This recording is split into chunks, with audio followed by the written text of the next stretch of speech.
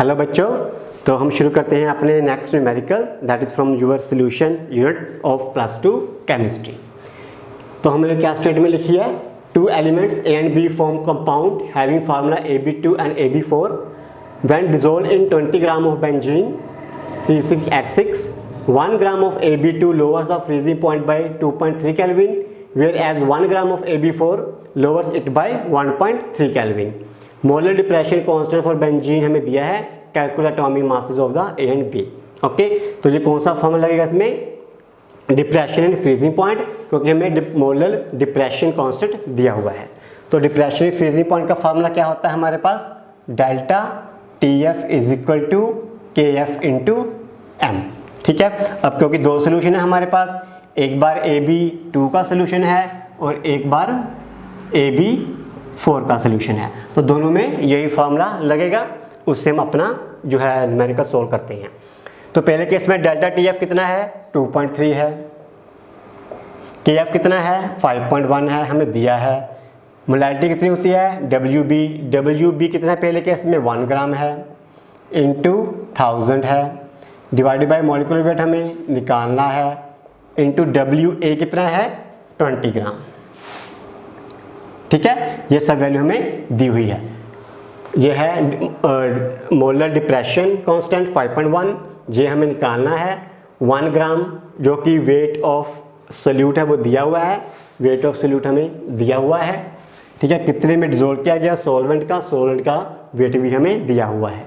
ठीक है, तो इसको हम अगर कैलकुलेट करते हैं तो हमारे पास MB की वैल्यू कितनी आएगी, ये यहाँ से कैंसिल हो जाएगा, 50 आ जाएगा, MB उधर चला जाएगा, तो 5.1 इंटू 50 डिवाइडेड बाई 2.3 आ जाएगा। ठीक है, इसको अगर हम कैलकुलेट करते हैं तो हमारे पास कितना आता है, 5.1 इंटू 50 255 डिवाइडेड बाई 2.3। ओके, तो ये आ गया 255 by 2.3 equal to 110.8 MB। Okay, ऐसे हम यहाँ पे करेंगे। Again delta TF is equal to KF into M। Delta TF इस केस में कितना है, 1.3 केल्विन है। डेल्टा TF KF कितना है, KF अगेन 5.1 है।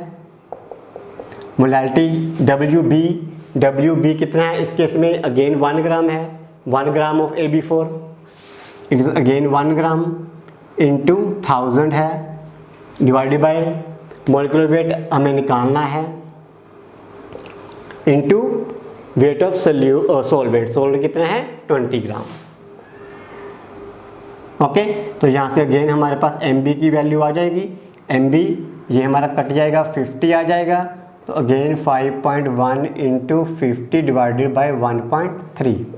ठीक है, तो ये 5.1 इंटू 50 सेम आएगा, दैट इज 255 आएगा, डिवाइडेड बाई 1.3 आ जाएगा, MB आएगा, तो हमारे पास कितना आ गया, 255 डिवाइडेड बाई 1.3 आ गया, दैट इज़ 196। तो यहाँ पे हमारे पास MB कितना आता है, 196। ओके, मोलिकुलर वेट तो आ गया, लेकिन उसे पूछा था एटॉमिक मास के बारे में। तो एटॉमिक मास कहाँ से आएगा, तो देखो अब MB क्या है, बेसिकली AB2 है। AB2 इक्वल टू 110.8 है। बेसिकली अगर मैं X मान लूँ A को और B को Y मान लूँ, तो X plus 2Y equal to 110.8 है। यहाँ पे MB कितना है, बेसिकली AB4 का फार्मूला है, इक्वल टू 196 है। अब A को मैंने X मान लिया, B को मैंने Y मान लिया, तो X plus 4Y equal to 196 हो जाएगा। ठीक है, अब इसको मैं इधर लेके लिख रहा हूँ, X plus 2Y equal to 110.8। Okay, इसको सब्सट्रैक्ट कर दो, तो हमारे पास आ गया 2Y इक्वल टू 196 माइनस 110.8 85.3। तो Y कितना हो गया, 85.3 डिवाइडेड बाई 2, तो हमारे पास आ गया 42.7।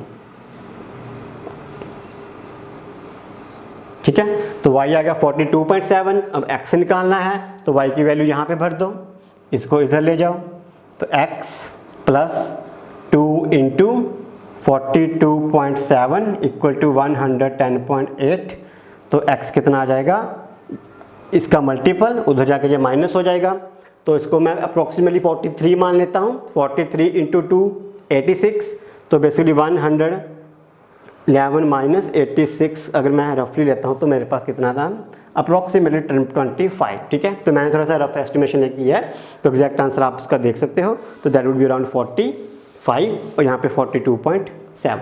ओके, सिंपल था। तो हमारा एक पहला न्यूमेरिकल है वो हो गया। तो अभी हम अपना सेकंड न्यूमेरिकल शुरू करते हैं।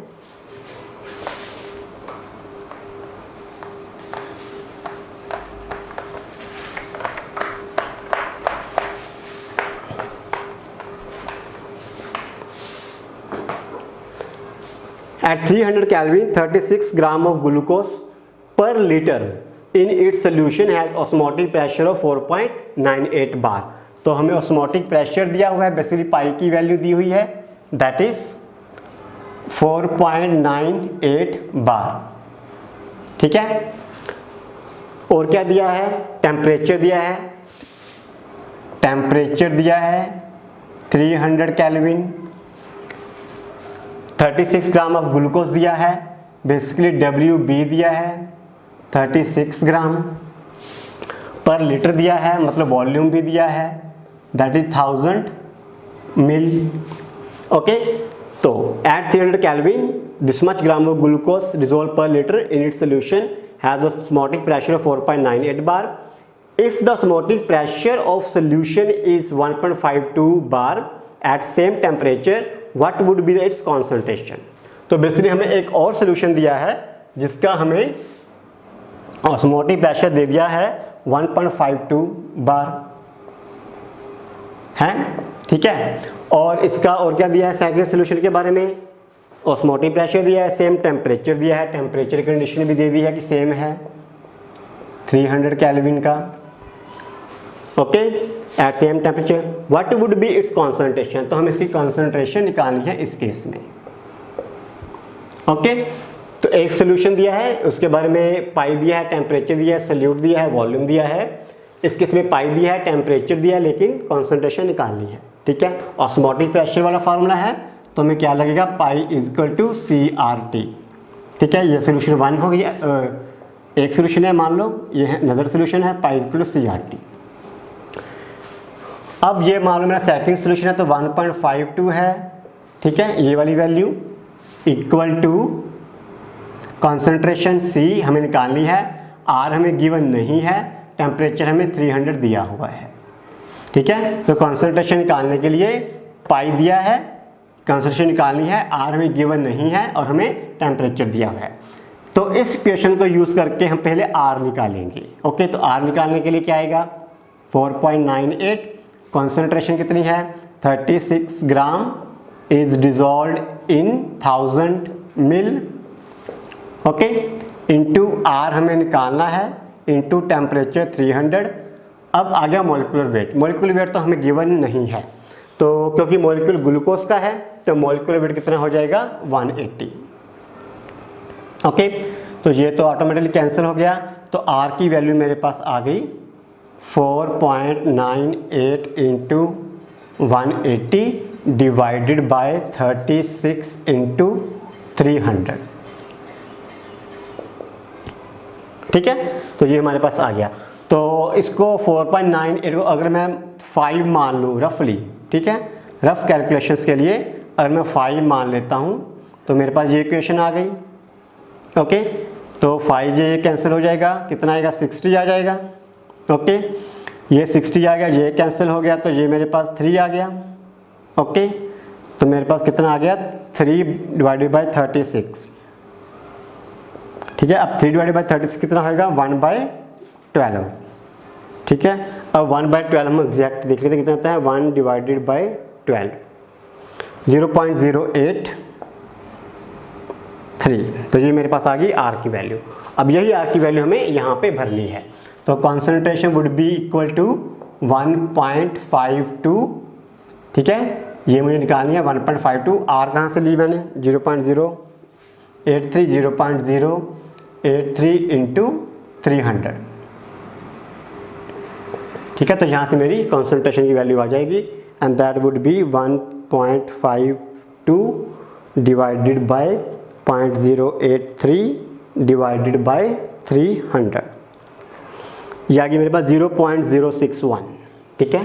तो ये वैल्यू आ गई 0.061 मोलर। ओके, तो इस क्वेश्चन में मतलब क्वेश्चन में क्या करना था, हमें आर की वैल्यू गिवन नहीं थी, बाकी सारे पैरामीटर दिए थे, तो एक इक्वेशन को यूज़ करके हमने आर की वैल्यू निकाल ली और वही आर की वैल्यू हमने यहाँ पे भर दी। ओके, यहाँ में कैलकुलेशन करने के लिए मैंने 4.98 को रफली 5 के इक्वल ले लिया ताकि जो कैलकुलेशन थोड़ी सी ईजी हो जाए। आप 4.98 से एग्जैक्टली भी कैलकुलेट करके देख सकते हो, तो आप अल्टीमेट आंसर इसके इक्वल, ऑलमोस्ट इसके इक्वल ही आएगा। ओके, तो ये होगी हमारे 2 क्वेश्चंस। तो अभी हम आगे बढ़ते हैं इसको रेस करने के बाद।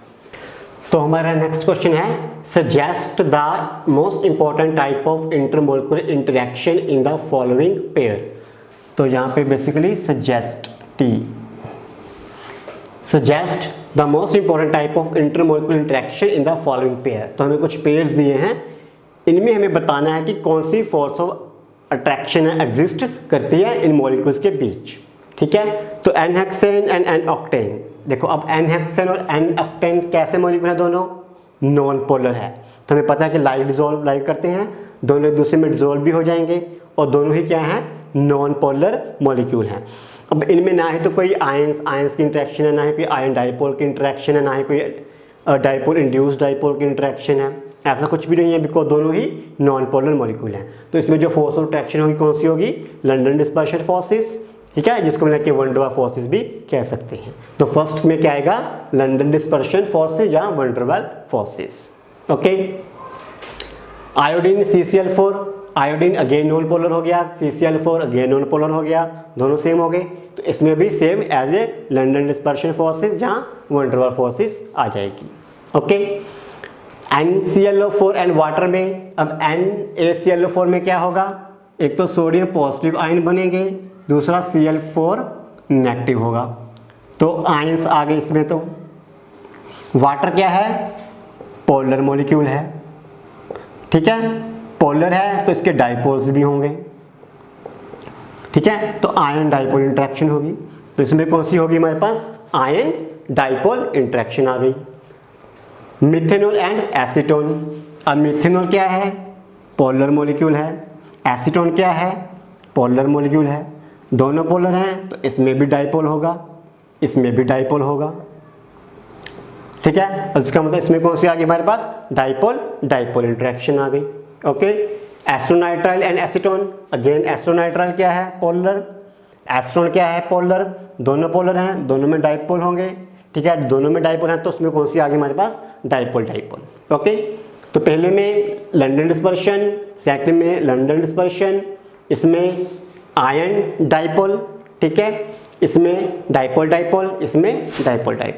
ओके, तो यही हमें बताना था कि इंटरमोलिकुलर इंटरेक्शन है वो कौन सी होगी। गॉट इट, ठीक है। इसके बाद हमारे पास आता है, based on solute solvent interactions arrange the following in increasing order of solubility in an octane, ठीक है। तो हम इनको अरेंज करना है कि इन एन ऑक्टेन में किसकी सॉल्युबिलिटी ज़्यादा होगी, किसकी कम होगी, तो उसको एक इंक्रीजिंग ऑर्डर में हमें अरेंज करना है।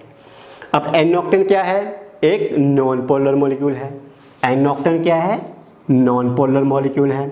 अब नॉन पोलर में, नॉन पोलर है वो ज़्यादा सोल्यूबल होंगे बिकॉज लाइक डिजोल्व्स लाइक।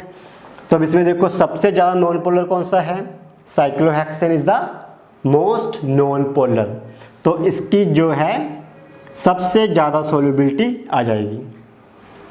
उसके बाद देखते हैं पोटेशियम क्लोराइड, मेथनॉल, एस्ट्रोनाइट्राइल। अब पोटेशियम क्लोराइड तो बिल्कुल ही सॉर्ट ऑफ आयनिक कंपाउंड है, ठीक है, ये तो सोल्यूबल जो है ऑर्गेनिक सॉल्वेंट पे या नॉन पोलर सॉल्वेंट पे होगा ही नहीं, इसकी सोल्यूबिलिटी क्या आ जाएगी, लीस्ट। तो जो पोटेशियम क्लोराइड है वो हमारे पास क्या आ जाएगा, लीस्ट की कैटेगरी में आ जाएगा। ओके, अब इन दोनों में, ये दोनों थोड़े थोड़े ऑर्गेनिक भी हैं, थोड़े थोड़े पोलर भी हैं, ठीक है। अब मिथेनॉल एसीटोन नाइट्राइल में ज़्यादा पोलर कौन है, ओके, तो जो मिथेनॉल है इट इज मोर पोलर, तो ये कौन सा है, एस्ट्रोनाइट्राइल इज लेस पोलर, ठीक है। अब क्योंकि ये ज़्यादा पोलर है तो इसकी सॉल्युबिलिटी एन ऑक्टेन में कम हो जाएगी, ठीक है।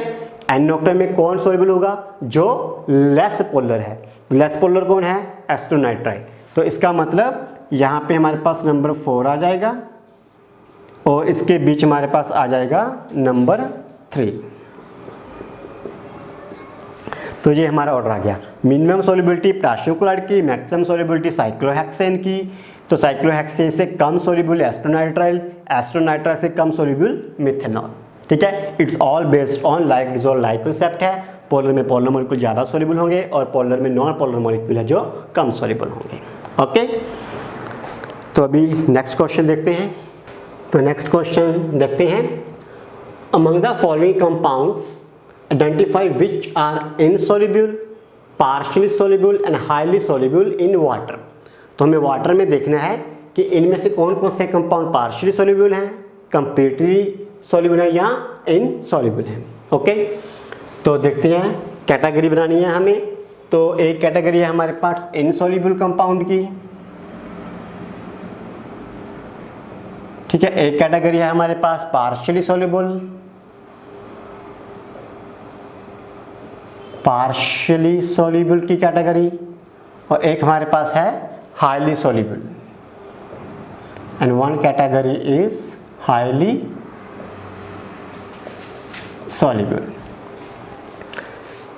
किसमें देखना है? वाटर में। अब वाटर क्या है? एक पोलर मॉलिक्यूल है। ठीक है, तो हम उसी हिसाब से डिसाइड करते हैं। तो पहला कंपाउंड क्या है? फिनोल। अब फिनोल में क्या है? एक OH ग्रुप है जो कि थोड़ा सा पोलर होगा। वाटर क्या है? एक पोलर है। तो फिनोल में एक बेंजीन रिंग भी है जो कि नॉन पोलर है। तो उसमें नॉन पोलर पार्ट भी है और पोलर पार्ट भी है। तो बेसिकली ये वाटर में क्या हो जाएगा?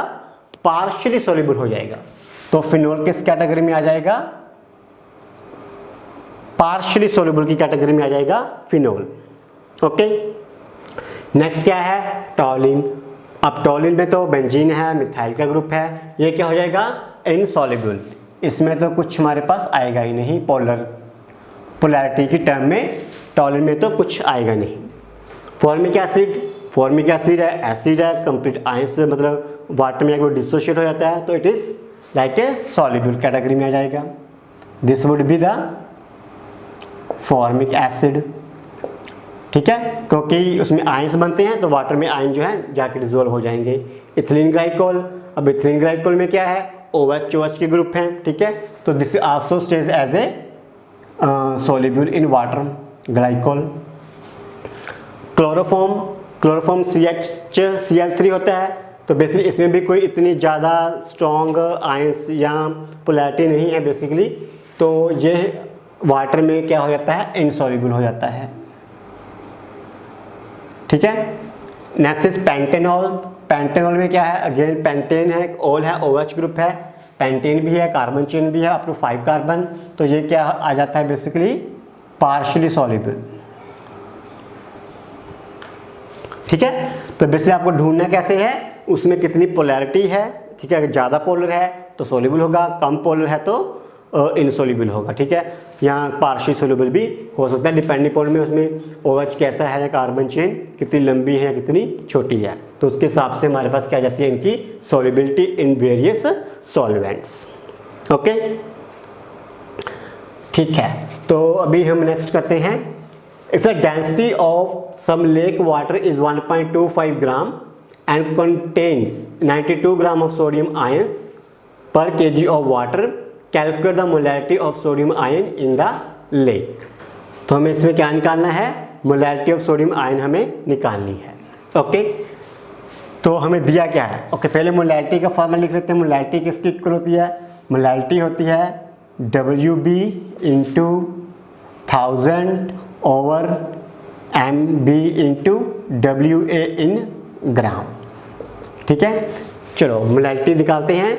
हमें क्या क्या दिया? डेंसिटी दी है, डेंसिटी भी दी हुई है। Density is equal to 1.25 gram per mil. Contain 92 gram of sodium ion. तो सोडियम आयन का वेट कितना है? 92 into 1000 divided by molecular weight sodium का, सोडियम आयन या सोडियम का कितना होता है? 23 इंटू कितने में डिसॉल्व किया गया है? WA 92 gram of sodium ions in पर kg ऑफ वाटर। पर kg मतलब पर 1000 ग्राम। तो यहाँ पे कितना आ गया पर 1000 ग्राम। ठीक है, हमें WA इन ग्राम लेना था तो 1000, तो ये कैंसिल हो गया, ये कितना आ गया 4, तो हमारे पास आ गया 4 molar.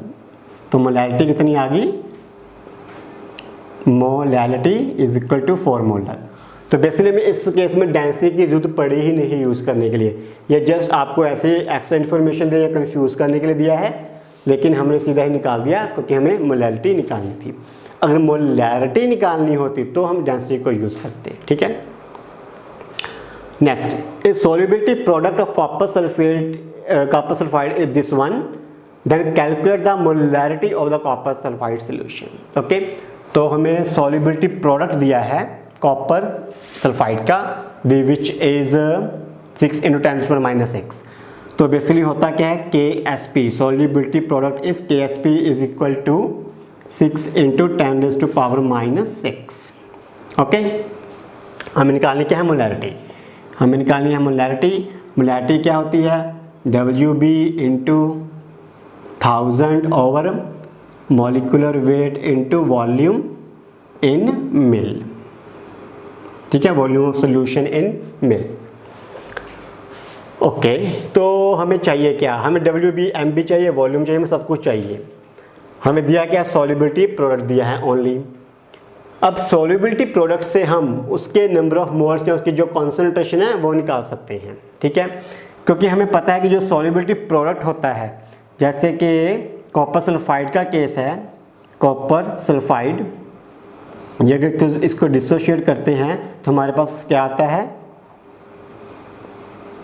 Copper +2 plus sulphide ion, यही आता है। ओके, आपने +1 में सोल्युबिलिटी प्रोडक्ट के बारे में भी पढ़ा है, तो वहाँ पे हम क्या कहते हैं कि सोल्युबिलिटी प्रोडक्ट जो है बेसिकली इक्वल टू जो कॉपर +2 की कॉन्सेंट्रेशन है इंटू जो सल्फाइड की कॉन्सेंट्रेशन है। ठीक है, अब क्योंकि दोनों एक है, दोनों की कॉन्सेंट्रेशन सेम है, तो इसकी और इसकी सेम है, तो मैं कह सकता हूँ कि इसकी कॉन्सेंट्रेशन X × X है, बिकॉज बोथ आर सेम, तो X² हो जाएगा, तो KSP आ जाएगा इधर, तो बेसिकली X आ जाएगा KSP का अंडर रूट। ठीक है, तो बेसिकली मैं कॉन्सेंट्रेशन निकालने की कोशिश कर रहा हूँ, कहाँ से, सोल्युबिलिटी प्रोडक्ट से, बाय यूजिंग दिस कंसेप्ट जो कि हमने +1 में स्टडी किया हुआ है। अब यहाँ पे हमें कितना लेना है, 6 × 10⁻⁶। ठीक है, अब हम देखते हैं कि 6 का जो है कितना आता है अंडर रूट, ये आता है अबाउट 2.4। ओके, तो ये हमारे पास आता है 2.4 × 10⁻³ x आ गया। ठीक है, अब x आ गया मतलब बेसिकली नंबर ऑफ जो उसके जो मोल थे वो आ गए। ठीक है, अब क्योंकि पर मैक्सिमम मोलैरिटी ही पूछी है हमसे, तो पर लीटर सोल्यूशन के हिसाब से ये जो WB और MB है, ये नंबर ऑफ मोल्स ही तो हैं basically, into 1000 divided by volume in mil. ठीक है, अब बेसिक नंबर ऑफ मोल्स कितने हैं हमारे पास, 2.4 × 10⁻³ है।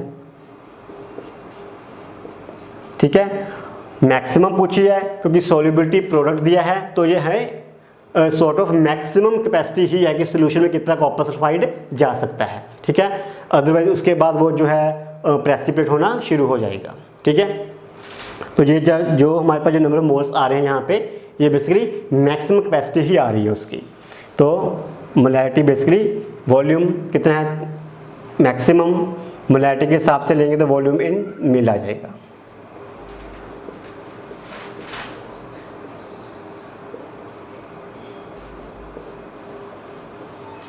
ठीक है, क्योंकि जो मोलैरिटी हमें निकालनी है वो पर लीटर सोल्यूशन निकालनी होती है। ओके, और मैक्सिमम भी कहा गया है, तो जो मैक्सिमम नंबर यहाँ से आता है, ठीक है, क्योंकि ये सोल्युबिलिटी प्रोडक्ट से निकाला गया है तो ये उसकी मैक्सिमम कैपेसिटी ही होगी। ओके, तो यहीं से हमारा उसका सीधा आंसर आ जाएगा। बेसिकली आप कह सकते हो कि जो आंसर यहाँ पे आए वही उसकी डायरेक्ट मोलैरिटी है। ओके, ये कुछ करने की ज़रूरत भी नहीं है आपको। ठीक है, तो अब हम देखते हैं हमारे नेक्स्ट क्वेश्चंस इसके बाद कौन से हैं। तो नेक्स्ट क्वेश्चन है, calculate the mass percentage of aspirin which is C9H8O4 in acetonitrile when 6.5 gram of aspirin is dissolved in 450 gram of acetonitrile. इसी सिंपली मास परसेंटेज निकालनी है उसका फार्मूला क्या होता है, परसेंटेज जो मास का होता है, वेट जितना भी डिसॉल्व किया गया होगा ओवर टोटल वेट इनटू 100। ठीक है, यही होता है। अब देखो कितना डिसॉल्व किया गया है, 6.5 ग्राम डिसॉल्व किया गया है। 6.5 ग्राम इज डिसॉल्व कितने में, ये डिसॉल्व किया गया 450, WA 450 प्लस 6.5 इंटू 100। ओके, तो सिंपल था, इसको हम कैलकुलेट करके देख लेते हैं कितना आता है। तो जी आएगा अप्रॉक्सीमेटली 6.5 डिवाइडेड बाय 456.5 इंटू 100, 1.42। तो ये हमारे पास आ गया 1.42%। ओके, सिंपल था, स्ट्रेट फॉरवर्ड था। जस्ट WB लिखना है ओवर टोटल वेट लिखना है, मल्टीपल बाय 100। तो हमारे पास परसेंटेज किसकी आ जाएगी, एस्प्रिन की। ठीक है, इसकी उसने हमसे पूछी थी। Got it. तो नेक्स्ट क्वेश्चन है, नैलोरफिन C19H21NO3 similar to morphine is used to combat withdrawal symptoms in narcotic users. Dose of nalorphine generally given is 1.5 milligram. Calculate the mass of this much molar aqueous solution required for the above dose. ठीक है, तो हमें इतने molar solution दिया है। ठीक है, इस सोल्यूशन का हम कितना अमाउंट लें कि हमारे पास इतने मिलीग्राम आ जाए। यही पूछा गया है कि इतने मोलर सोल्यूशन का कितना मास लिया जाए कि हमारे पास इतने मिलीग्राम है जो वो आ जाए। ओके, तो क्योंकि मोलर सोल्यूशन दिया है तो मोलैरिटी वाला फार्मूला लगेगा। तो मोलैरिटी क्या होती है, molarity is equal to WB into 1000 divided by molecular weight into weight. ठीक है, यही होती है। अब मोलैरिटी दी हुई है, that is 1.5 into 10⁻⁻3। Okay, WB हमें कितना चाहिए, हमें कितना चाहिए, 1.5 मिलीग्राम चाहिए। ठीक है, 1.5 मिलीग्राम हमें चाहिए इंटू 1000। ठीक है, मॉलिकुलर वेट तो हमें यहाँ पे दिया नहीं है, हमें दिया C19H21NO3 दिया हुआ है। ठीक है, तो C19H21 और NO3 का जो मॉलिकुलर वेट हमारे पास आता है दैट इज़ 311। तो उसका मॉलिकुलर वेट हमारे पास आता है 311 इंटू WA हमें निकालना है X। ठीक है, यही हमने कहा था कि इस वाले सोल्यूशन का मतलब इतने मोलर सोल्यूशन का कितना वेट लिया जाए। ठीक है, कि हमारे पास इतने मिलीग्राम आ जाए। ठीक है, तो अब हम इसको सॉल्व कर लेंगे। तो हमारे पास जो x आएगा, x को हम इधर ले जाते हैं, ये नीचे चला जाएगा, इसलिए ये तो कैंसिल ही हो जाएगा। तो हमारे पास क्या आ जाएगा, 1000 डिवाइडेड बाय 311। ठीक है, हम इसका आंसर देख लेते हैं कितना था कैलकुलेट करके। 1000 डिवाइडेड बाय 311, 3.21 कितना आ गया, 3.21। ओके, तो बेसिकली इतने मोलर सोल्यूशन का इतने ग्राम हमें लेना पड़ेगा। ठीक है, अगर हम इतने ग्राम लेते हैं तो हमारे पास इतने मिलीग्राम है जो आ जाएगा। ठीक है, तो यही उसने क्वेश्चन में हमारे से पूछा था। Got it. ओके, तो अभी हम नेक्स्ट देखते हैं, calculate the mass of benzoic acid required to prepare 250 ml of 0.15 molar solution in methanol। ठीक है, ऑलमोस्ट सेम सा क्वेश्चन है। इसमें मोलैरिटी दी हुई है, दैट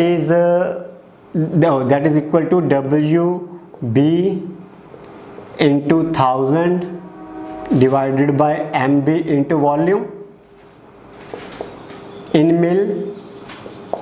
अब WB कितना है, calculate the mass of benzoic acid, ये हमें बेसिकली निकालना है X।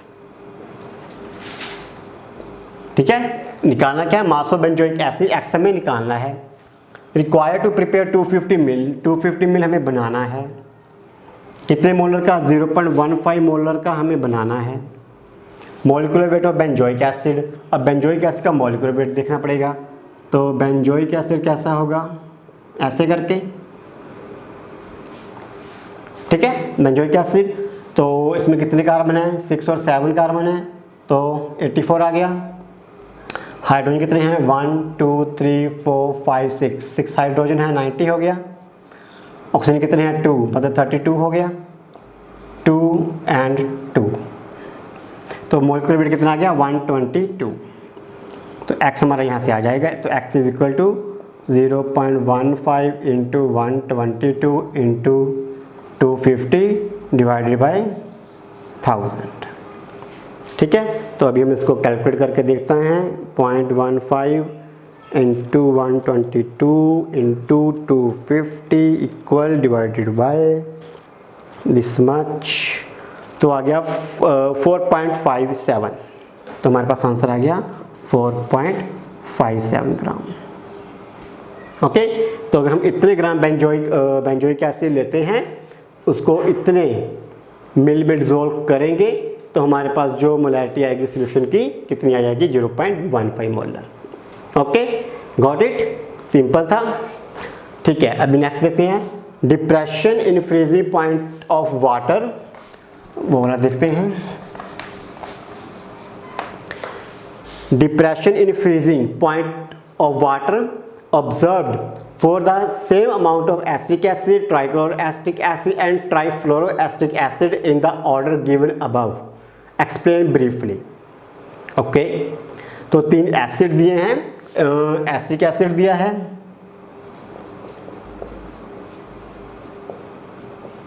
इसके बाद ट्राइक्लोरोएसिटिक एसिड दिया है, मतलब CCl3COOH दिया है, फिर ट्राइफ्लोरोएसिटिक एसिड दिया है, ट्राइफ्लोरोएसिटिक एसिड दिया हुआ है। ओके, तो उसने पूछा क्या कि depression in freezing point of water, तो वाटर में जब इनको डालेंगे तो वाटर में डिप्रेशन फ्रीजिंग पॉइंट होगा, उसका क्या ऑर्डर होगा और क्यों होगा, ठीक है। अब देखो, जो डिप्रेशन फ्रीजिंग पॉइंट है basically delta TF KF into M होता है, ठीक है। और इसमें कई बार जब हम आगे पढ़ते हैं, जब आयंस हैं, जब मॉलिक्यूल डिसोसिएट हो जाते हैं, एक टर्म आती है I की, ठीक है, वांट ऑफ वेक्टर वाली। अब जिसमें I ज़्यादा होगा उसके हिसाब से डेल्टा TF भी ज़्यादा हो जाएगा, डिप्रेशन फ्रीजिंग पॉइंट है वो ज़्यादा हो जाएगा। अब I किस में ज़्यादा होगा, जिसमें ज़्यादा डिसोसिएशन हो रही है। अब डिसोसिएशन ज़्यादा किस में होगी, देखो जो है फ्लोरीन इज मोस्ट इलेक्ट्रोनेगेटिव, ठीक है, ये क्लोरीन से भी ज़्यादा इलेक्ट्रोनेगेटिव है, हाइड्रोजन तो वीकली है। अब इसमें क्या होगा, जो फ्लोरीन है वो इलेक्ट्रॉन्स को अपनी तरफ विथड्रॉ करेगा स्ट्रांगली, ठीक है। तो ये फ्लोरीन है जो इलेक्ट्रॉन्स को अपनी तरफ ज़्यादा स्ट्रांगली विथड्रॉ करेगा, ठीक है, जिसकी वजह से क्या होगा, ये वाला OH बॉन्ड इजीली ब्रेक हो जाएगा, ठीक है। तो इसमें आयंस है सबसे ज़्यादा बनेंगे। क्लोरीन में ये भी इलेक्ट्रोनेगेटिव है, लेकिन फ्लोरीन से कम है, इलेक्ट्रॉन विथड्रॉ तो करेगा लेकिन कम करेगा, इसका मतलब जो OH है वो बॉन्ड कम ब्रेक होगा, ठीक है, तो आयंस कम बनेंगे। एसिटिक एसिड में जो हाइड्रोजन है और भी कम है इलेक्ट्रोनेगेटिव, तो आयंस और भी कम बनेंगे। तो मतलब इसमें सबसे कम आयन बनेंगे, इसमें उसमें ज़्यादा आयंस बनेंगे, इसमें उससे भी ज़्यादा आयंस बनेंगे। अब जिसमें ज़्यादा आयंस बनेंगे उसी में जो है I की वैल्यू ज़्यादा होगी, और उसमें जो डिप्रेशन इन फ्रीजिंग पॉइंट है वो भी ज़्यादा हो जाएगा। तो हमारे पास ऑर्डर क्या आ जाएगा, इसमें सबसे ज़्यादा, इसमें उससे कम, तो ये हमारे पास उसका जो है ऑर्डर आ जाएगा। ओके, तो नेक्स्ट क्वेश्चन है, calculate depression in freezing point of water when 10 gram of that compound is added to 250 gram of water. Okay, Ka दिया है और Kf दिया है। तो एक कंपाउंड है 10 ग्राम डिजोल्व किया गया है 250 ग्राम ऑफ वाटर में, Ka दिया है, Kf दिया है, हमें क्या निकालना है, डिप्रेशन इन फ्रीजिंग पॉइंट। तो बेसिकली हमें क्या निकालना है, डेल्टा Tf हमें निकालना है, ठीक है। अब क्योंकि ये आयनिक कंपाउंड टाइप है, एसिड टाइप है, तो ये वाटर में जाके डिसोशिएट हो जाएगा, ठीक है, कार्बोक्सिलेट, यहाँ पे आयन बनेगा और H पॉजिटिव आयन बनेंगे, ठीक है। तो जैसे मेरे पास मान लो AB है, ठीक है, तो ये वाटर में जाके डिसोशिएट हो जाएगा A प्लस B नेगेटिव में, ठीक है, ऐसा ही ये कोई एसिड है हमारे पास। ओके, तो जब ऐसी सिचुएशन होती है हमारे पास, जबकि जो मॉलिक्यूल है वो वाटर में डिसोशिएट हो जाता है, तो हमारे पास जो इक्वेशन होती है डेल्टा टी एफ की, वो कैसे मॉडिफाई हो जाती है, delta T F is equal to I K F into M. ठीक है, तो इसको हम कौन सी वांट ऑफ फैक्टर वाली इक्वेशन लगाते हैं। ठीक है, अब डेल्टा टी एफ हमें निकालना है, के एफ हमें दिया है, एम हमें पता नहीं है, तो आई लिख लेते हैं। के एफ हमें दिया है 1.86 इंटू एम हम देख लेते हैं कितना है। एम क्या होगा, W B into 1000 over M B into W A in gram.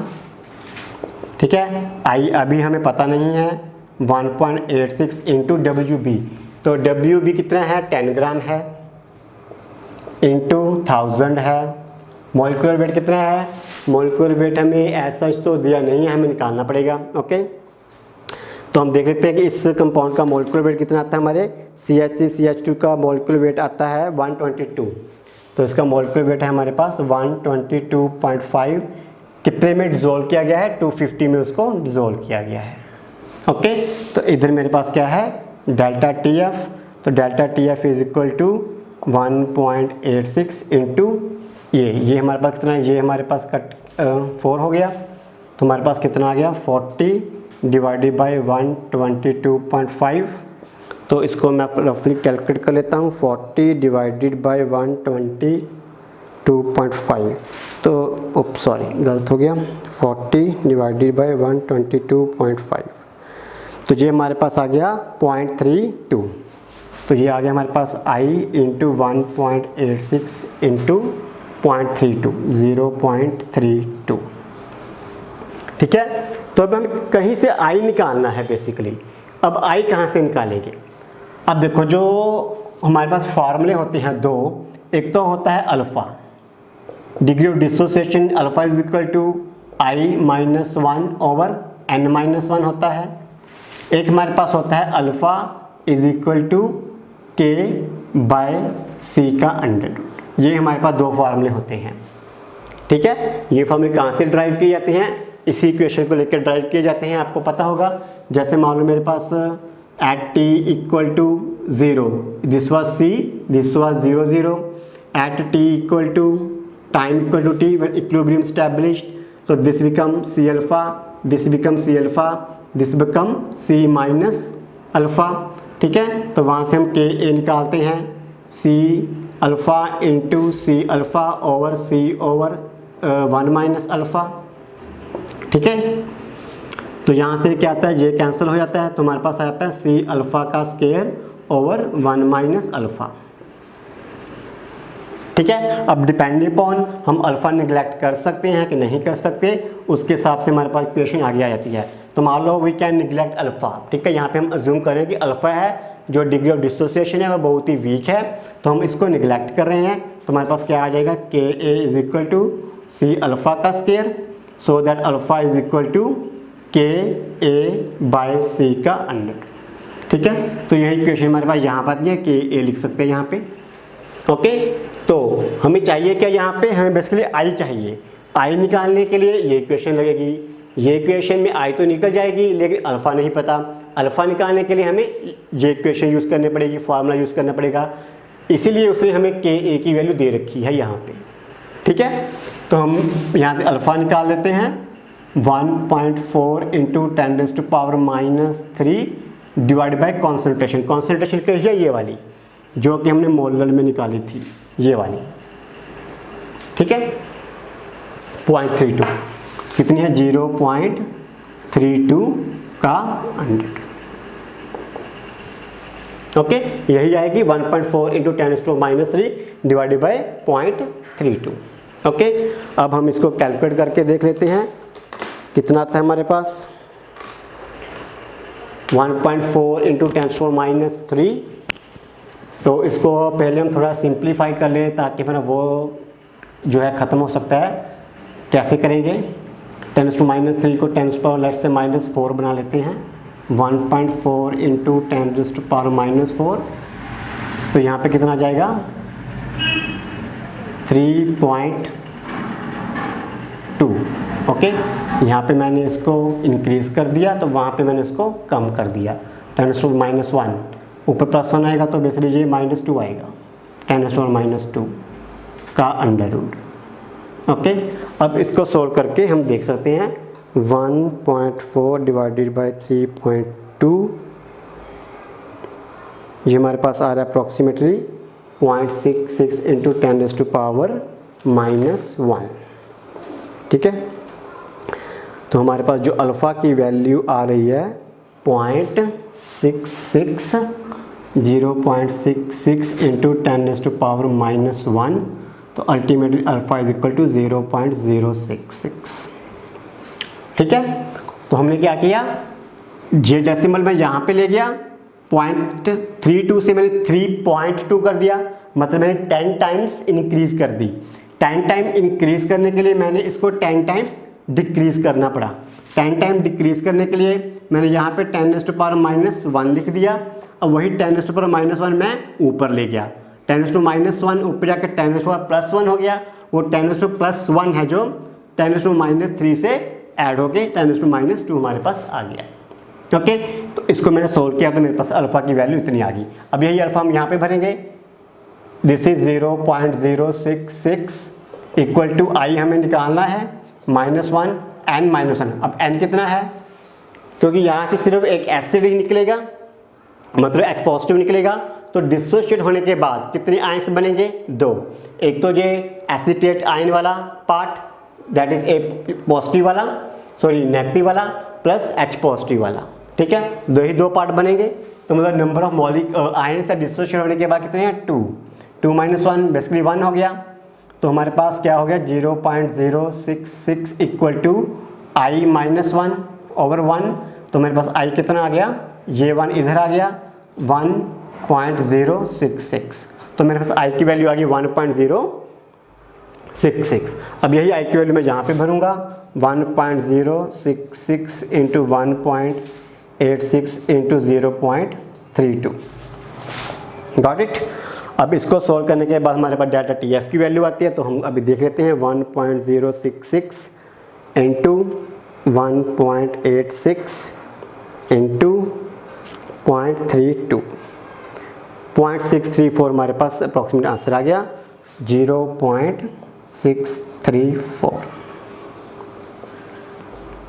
ठीक है, तो यही हमें निकालना था, that is depression in freezing point. तो उसने डिप्रेशन इन फ्रीजिंग पॉइंट निकालने के लिए डायरेक्ट इन्फॉर्मेशन जो है हमें चाहिए थी नहीं दी, स्पेशली इन केस ऑफ आई। तो उसने आई को निकालने के लिए उसने Ka दिया, तो Ka निकालने के लिए हमने यहाँ से प्रोसीड किया। ओके, अब यहाँ पे ये जो फॉर्मूले होते हैं, this you have to remember directly. ठीक है, एग्ज़ाम में इतना टाइम हो भी सकता है, नहीं भी हो सकता कि आप हर बार ये कैलकुलेट करके देखो, अदरवाइज अल्फ़ा I -1 n -1 और अल्फ़ा इक्वल टू K/C का अंडर रूट। ओके, प्रोवाइडेड यहाँ पे कंडीशन क्या है कि हमने इसको निगलेक्ट कर दिया। ओके, अगर निगलेक्ट नहीं कर सकते तो हमें सारी इक्वेशन यूज़ करनी पड़ेगी। Got it. तो अभी हम इसके बाद फिर नेक्स्ट क्वेश्चन देखते हैं।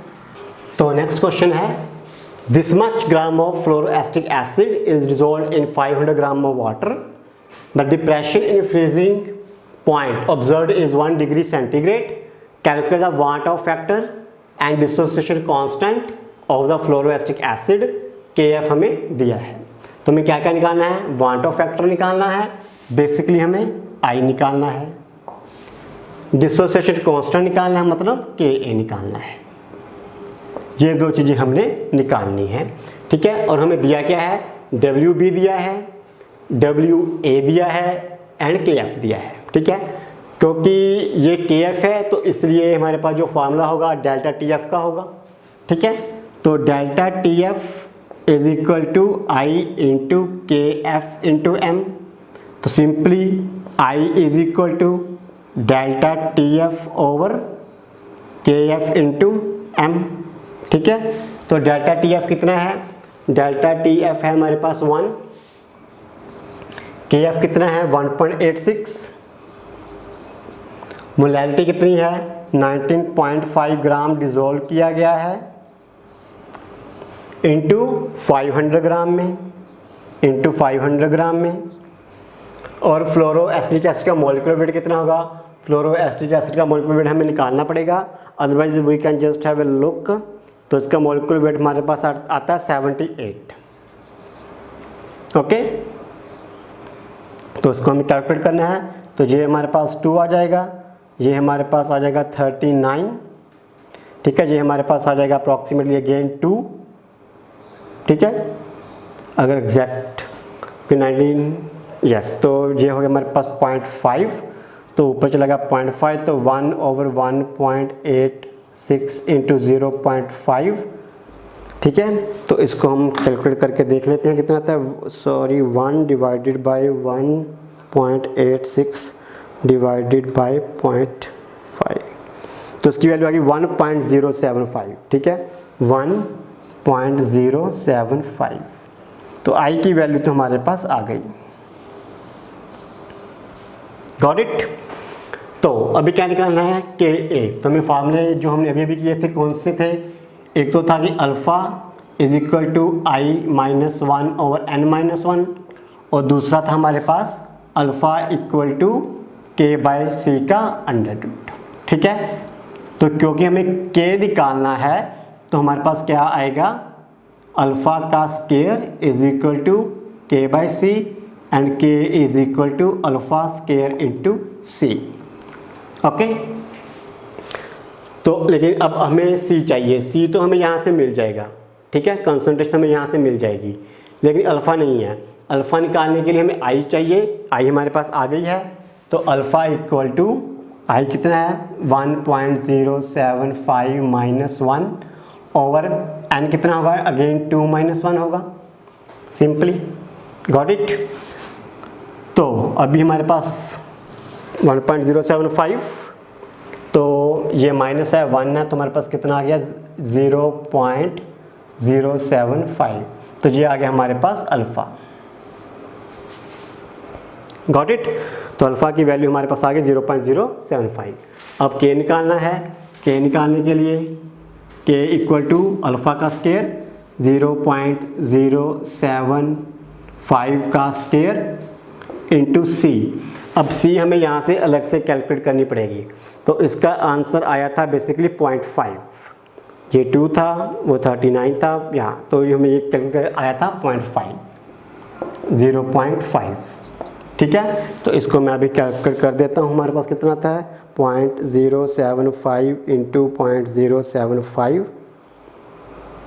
इंटू 0.5, तो आएगा 2.8 इंटू 10⁻³ तो ये आएगा 2.8 इंटू 10⁻³,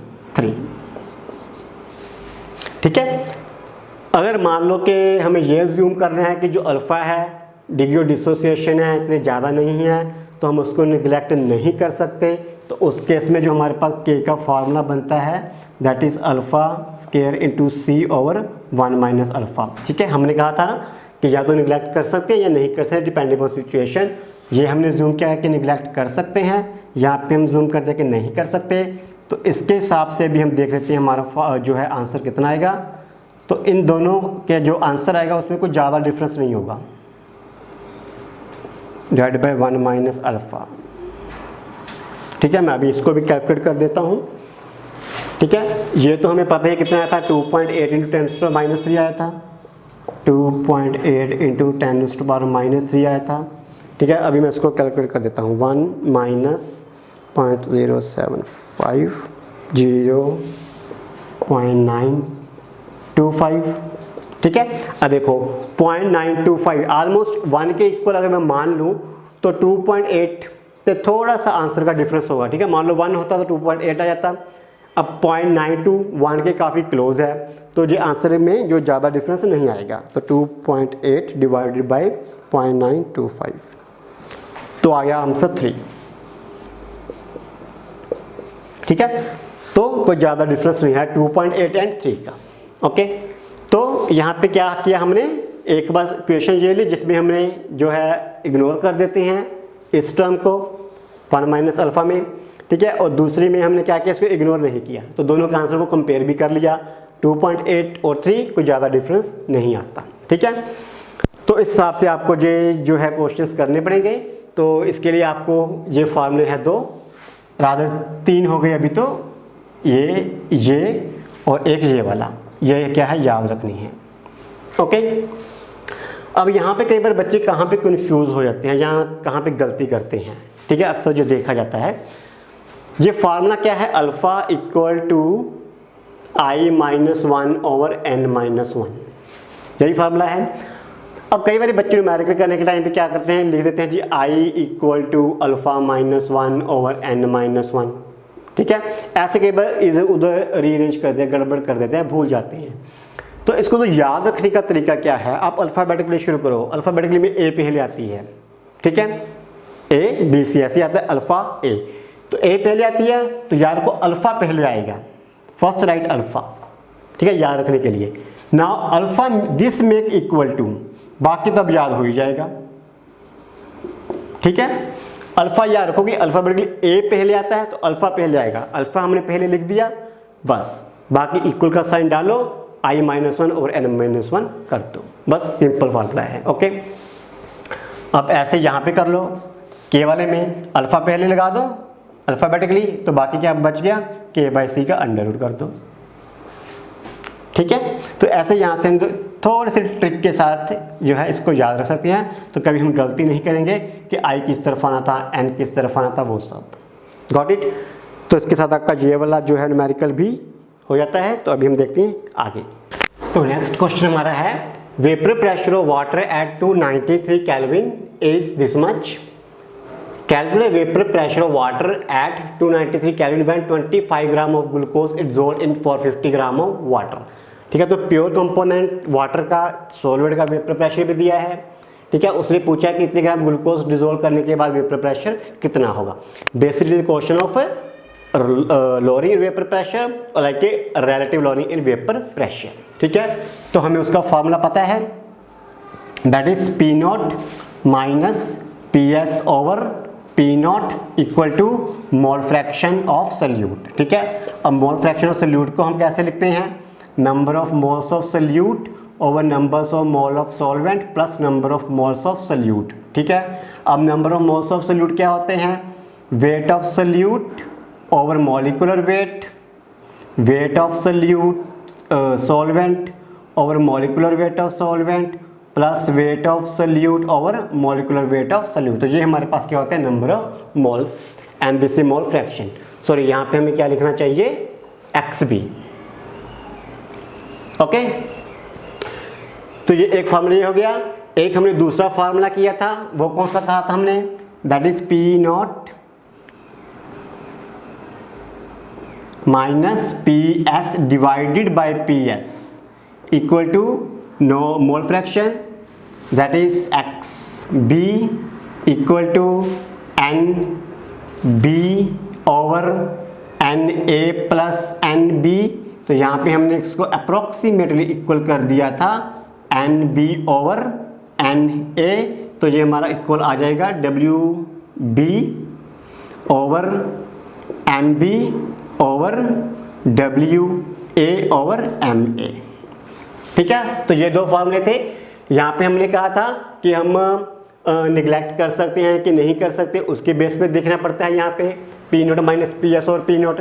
लेकिन अगर हम P नोट माइनस PS और PS कर देते हैं तो ये रिलेशन इसके इक्वल आ जाता है, ठीक है।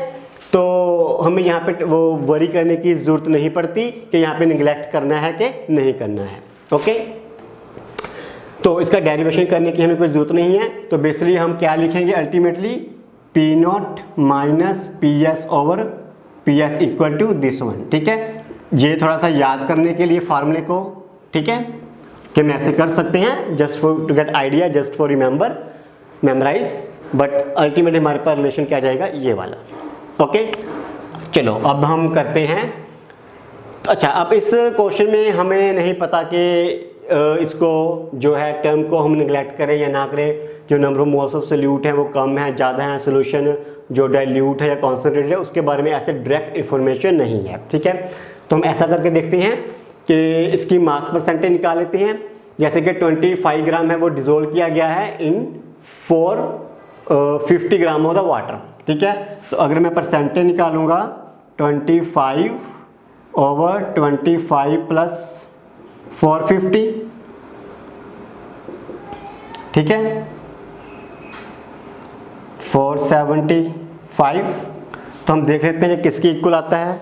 तो 25 डिवाइडेड बाय 475, तो ये हमारे पास आता है बेसिकली 5.26% के, जो बेसिकली 5% से ज़्यादा है, ठीक है। तो हम नहीं कहते कि सोल्यूशन डाइल्यूट है, तो हमें ये कंप्लीट फार्मूला यूज़ करना चाहिए इन प्रिंसिपल, ठीक है। अब ऐसे यूज़ करेंगे काफ़ी लेंथी हो सकता है, वो यूज़ करेंगे तो शॉर्ट में हो जाएगा, ठीक है। तो चलो हम वही यूज़ करते हैं अभी। तो पी नोट कितना है, पी नोट हमें दिया है 17.535 माइनस पी एस हमें निकालना है divided by P S equal to W B कितना दिया है, डब्ल्यू बी हमें दिया है 25 ग्राम, ठीक है, divided by molecular wait. Molecular weight कितना है 25 ग्राम ग्लूकोज, ग्लूकोज का कितना होता है 180 इंटू वाटर है, वाटर का मॉलिक्यूलर वेट कितना होता है 80, डिजोल्व कितने में गया है 450 में, ठीक है। यहाँ क्या था WB और MB, WB और MB इंटू, तो ये उल्टा हो गया, ठीक है, MA और WA आ गया, गॉट इट। तो ये तो हमारा कट के 10 हो गया सीधा, ठीक है। तो ये हमारा हो गया 2.5, तो हम इसको देखते हैं हमारे पास कितना आंसर आता है 2.5 डिवाइडेड बाय 450 0.0055, तो ये हमारे पास आता है 0.0055, ओके। तो यहाँ पे कितना है 17.535 minus P S over P S है, ठीक है। तो अभी मैं इसको इधर लेके जा रहा हूँ, ओके। तो अभी मैं उसको क्या लिख रहा हूँ 17.535 over P S minus 1 equal to 0.0055, ठीक है। तो ये एक तरफ चला गया, P S divide by P S होके कैंसिल होके -1 आ गया, तो ये माइनस है अभी उधर चला गया, 17.535 over P S equal to 1.0055 आ गया, ठीक है। तो पी एस उधर चला गया, ये नीचे आ गया, तो इसको हम डिवाइड करके देख लेते हैं। तो ये हमारे पास आ गया 17.535 डिवाइडेड बाय 1.0055, 17.439, ठीक है। तो ये हमारा आंसर आ गया, ओके, ठीक है। तो हमने कहाँ से मतलब किया, इस क्वेश्चन को यूज़ किया P note minus P S और पी एस।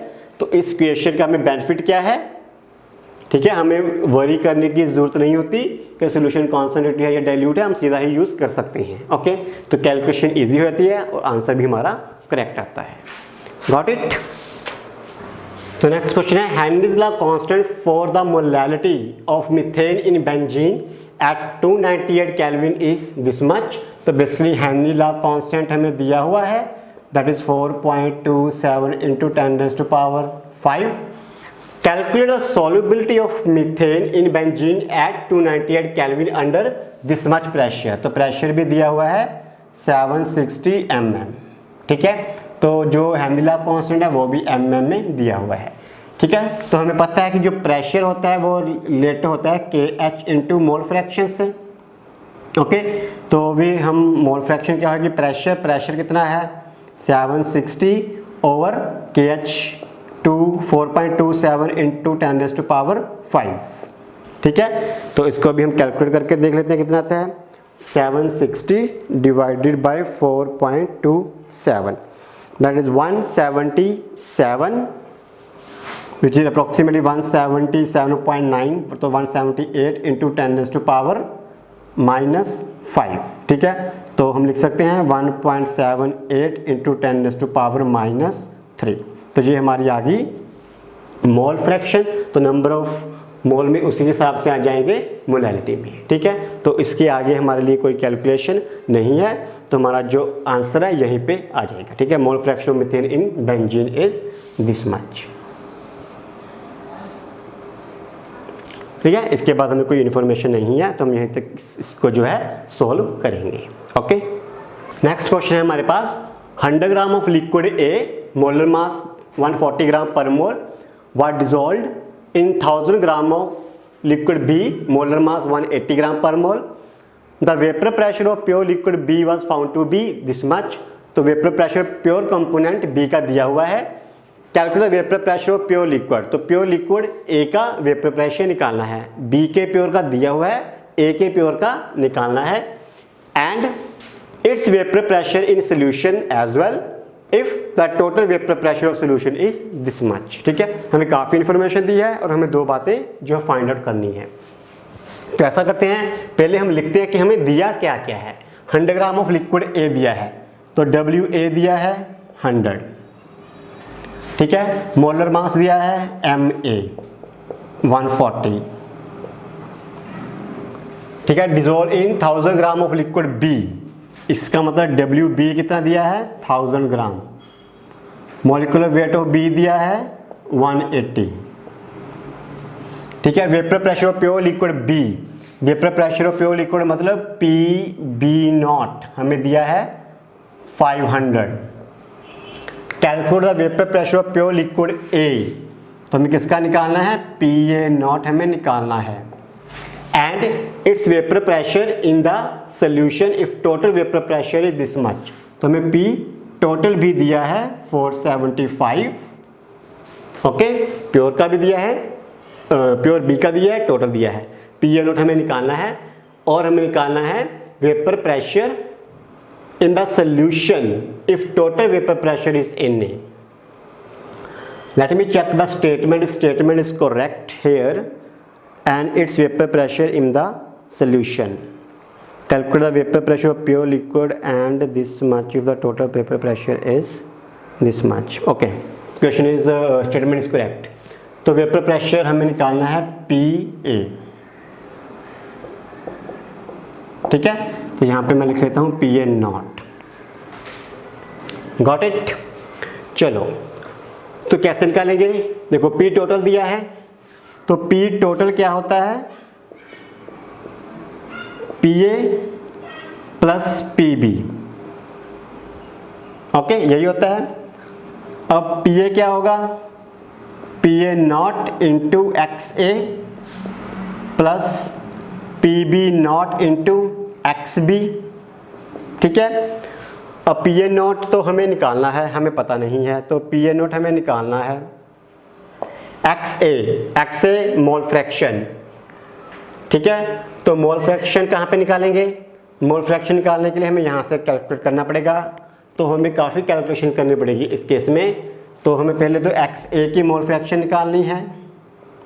XA की मोल फ्रैक्शन कैसे आएगी, number of moles of A, number of moles of A कितनी है 100 divided by 140, 100 divided by 140 number of moles plus over total number of moles. Total number of moles कितने होंगे, solvent के कितने हैं 1000 ओवर 180, 1000 ओवर 180 प्लस ए के that is 100 over 140, 100 over 140, ठीक है। So I am just calculating mole fraction for the A, number of moles of A over total number of moles, ठीक है। अब इन सभी को हमें कैलकुलेट करके देखना पड़ेगा कि कितना आंसर आता है। तो अभी हम देख लेते हैं, 100 डिवाइडेड बाय 140 आ गया 0.71, 0.71, ठीक है। जहाँ पर भी कितना आ गया 0.71 plus 1000 divided bye 180, sorry 1000 divided bye 180 5.55, 5.55। तो यहाँ पे जो मोल फ्रैक्शन निकलेगी वो भी हम देख लेते हैं, प्लस 0.71 6.26 आ गया, 0.71 डिवाइडेड बाय 6.26 0.11, तो इसकी आ गई 0.11, ठीक है। XA इतना आ गया, तो हमारे पास बाकी कितना बच गया, मोल फ्रैक्शन ऑफ B कितनी बची 1 माइनस दिस मच, तो आ गया 0.89, ओके। तो ये हमारे पास क्या आ गई, दोनों की मोल फ्रैक्शन। Got it. चलो अभी हम क्या करते हैं, यही मोल फ्रैक्शन की वैल्यू हम यहाँ पे भरते हैं, एक्स ए कितना है 0.11 प्लस पी बी नोट कितना है, P B not is 500, X B कितना आ गया 0.89, ठीक है। तो पी टोटल कितना था, पी टोटल था 475, तो यहाँ पे लिख लेते हैं 475, ठीक है। अब इनको मल्टीपल करके इधर ले जाते हैं, ठीक है, इनको मल्टीपल करते हैं और इधर ले जाते हैं। तो अभी देख लेते हैं हमारे पास कितना था, 500 इंटू 0.89 445, 445 इधर चला गया तो 475 से माइनस हो गया, माइनस 475, 30 आएगा, 30 आ गया, 30 equal to P A not into 0.11, तो पी ए नॉट कितना हो गया 30 डिवाइड बाई सॉरी यहाँ पर आएगा 0.11, ये मल्टीपल है, ठीक है। तो 30 डिवाइड बाई 0.11 272, तो ये हमारे पास आ गया 272। तो हमारे पास जो प्योर ए है उसका कितना आ गया 272, ठीक है। तो जो पी ए नोट है इतना हमारे पास उसका आंसर आ गया। तो अभी नेक्स्ट हमें क्या निकालना है, पी ए निकालना है। तो पी ए कैसे निकालेंगे, तो पी ए होगा बेसिकली दिस इंटू दिस, ठीक है, लेकिन हमें its vapour pressure in the solution. तो जो पी ए है that is equal to P A not into X A. P A not अभी हमने निकाला 272 इंटू एक्स ए कितना था हमारे पास, एक्स ए हमारे पास आया था 0.11, तभी हम देख लेते हैं हमारे पास कितना आंसर आता है अप्रॉक्सीमेटली 0.11 सॉरी 272 इंटू 0.11 अप्रॉक्सीमेट 30, ठीक है। तो पी ए हमारे पास कितना आया 30, ओके। तो यही हमने दो चीज़ें निकालनी थी, प्योर कंपोनेंट का और पी ए निकालना था, ओके। तो ये क्वेश्चन भी हमारा हो गया। तो अभी आगे देखते हैं, नेक्स्ट क्वेश्चन देखते हैं। Benzene and toluene forms ideal solution over the entire range of composition. The vapour pressure of pure benzene and toluene at 300 kelvin are this much and this much. तो हमें बेंजीन के pure का vapour pressure दिया है और टॉलिन के pure component का vapour pressure दिया है। Calculate the mole fraction of benzene in vapour phase if 80 gram of benzene is mix with 100 gram of टॉलिन, ठीक है। तो ऐसे क्वेश्चन में एक बात का ध्यान रखना होता है कि जो मोल फ्रैक्शन पूछी जाती है क्वेश्चंस में वो दो तरह से पूछी जा सकती है। एक तो होता है मोल फ्रैक्शन ऑफ द जो भी कंपोनेंट है इन वेपर फेस, या mole fraction in the liquid phase itself, ठीक है। तो अभी थोड़ा सा अंडरस्टैंड करते हैं ऐसे क्वेश्चंस के लिए। मान लो मेरे पास एक कंटेनर है, यहाँ पे मैंने लिक्विड रखा है, कोई भी हो सकता है या कोई सोल्यूशन वगैरह है, ठीक है। अब इसमें कंपोनेंट ए एंड बी है, ओके, कोई कंपोनेंट ए है और बी है। अब इसमें ए की मोल फ्रैक्शन है और बी की मोल फ्रैक्शन है, कुछ मोल फ्रैक्शन ए की है, कुछ मोल फ्रैक्शन बी की है, किसमें, लिक्विड स्टेट में, ओके। अब यही लिक्विड है यहाँ पे वेपर्स बना रहा है मान लो, ठीक है। यहाँ पे क्या आ गए, उसके वेपर्स आ गए। अब वेपर्स में यहाँ भी क्या है, ए कंपोनेंट है एंड बी कंपोनेंट है, दोनों हैं, यहाँ पर भी दोनों चले गए, वेपर बन के दोनों चले गए। अब इस वेपर फेस में भी कुछ जो है मोल फ्रैक्शन है ए की, कुछ मोल फ्रैक्शन है बी की। तो मैंने उसको क्या कर दिया, X prime A and X prime B कर दिया, ठीक है। तो मोल फ्रैक्शन लिक्विड फेस में भी हो सकती है और मोल फ्रैक्शन वेपर फेस में भी हो सकती है, और ये दोनों मोल फ्रैक्शंस की जो वैल्यू है वो अलग अलग होती है, ठीक है। अब ऐसा नहीं होगा कि यहाँ पे 0.7 मान लो वैल्यू ए की थी तो यहाँ पर भी 0.7 होगी, ठीक है, ये ऐसे नहीं होगा। तो जो है हमारे पास यहाँ पे जो लिक्विड फेस की मोल फ्रैक्शन है और जो वेपर फेस की मोल फ्रैक्शन है उसको ध्यान से क्वेश्चन में देखना है कि हमें किस चीज़ की मोल फ्रैक्शन पूछी गई है, क्योंकि दोनों की मोल फ्रैक्शन का फॉर्मूला हमें उस हिसाब से यूज़ करना होता है, ओके। अब जब हम मोल फ्रैक्शन की बात करते हैं वेपर फेज में, ठीक है, तो उसका फॉर्मूला क्या है? तो वेपर फेज में मोल फ्रैक्शन मान लो मुझे ए की निकालनी है, मोल fraction of A in vapour phase, ठीक है। तो उसका फार्मूला होता है प्रेशर ऑफ ए जितना भी होगा over total pressure, mole fraction of B in vapour phase, pressure of B over total pressure, ठीक है। तो ये होगा इसका formula in vapour phase mole fraction निकालने का। चलो अभी देखते हैं हमें क्या क्या दिया है। हमें दिया है कि आइडियल सॉल्यूशन बना रहे हैं, vapour pressure of pure component benzene का दिया है, तो बेंजीन को हम ए कंपोनेंट मान लेते हैं, PA नॉट दिया है हमें, चलो ऐसा करते हैं बी ही लिख लेते हैं, बी दिया है हमें 50.71 और दूसरा टॉलिन को हम T लिख लेते हैं, ठीक है। तो P नॉट T होगा हमारे पास 32.06, ठीक है। मोल फ्रैक्शन ऑफ बेंजीन हमें वेपर फेज में निकालनी है। If the 80 gram of benzene, okay 80 gram of benzene मतलब WB दिया है 80 ग्राम, ठीक है। बेंजीन का मोलिकुलर वेट हम निकाल सकते हैं, is dissolve in 100 gram of टॉलिन, तो इसका मतलब हमें टॉलिन का वेट दिया है 100 ग्राम, तो मोलिकुलर वेट हमें टॉलिन का भी पता चल जाएगा कितना होता है, ठीक है। तो यहाँ से सबसे हम पहले क्या निकालेंगे, मोल फ्रैक्शन निकालेंगे जो कि लिक्विड फेज की होगी, ओके ठीक है। तो हमारे पास बेंजीन क्या होती है, ऐसे होती है, टॉलिन क्या है हमारे पास, ये है, ठीक है। तो इसका कितना होता है 78 हो गया, इसका कितना हो गया 77 प्लस 12 एंड 15 92, इसका हमारे पास आ गया 92। तो ये हमारे पास हो गया 78 और ये हमारे पास हो गया 92, ठीक है। तो अभी हम क्या निकालेंगे, पहले मोल फ्रैक्शन निकालते हैं बी की।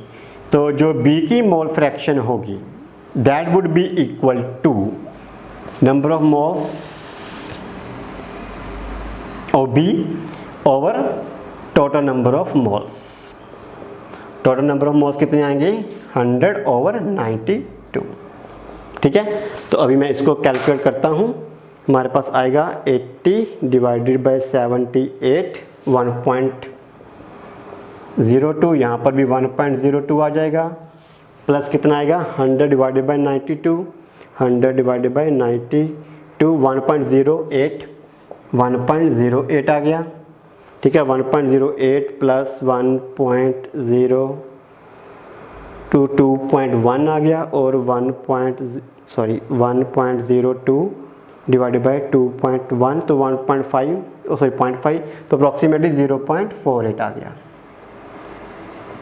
ठीक है।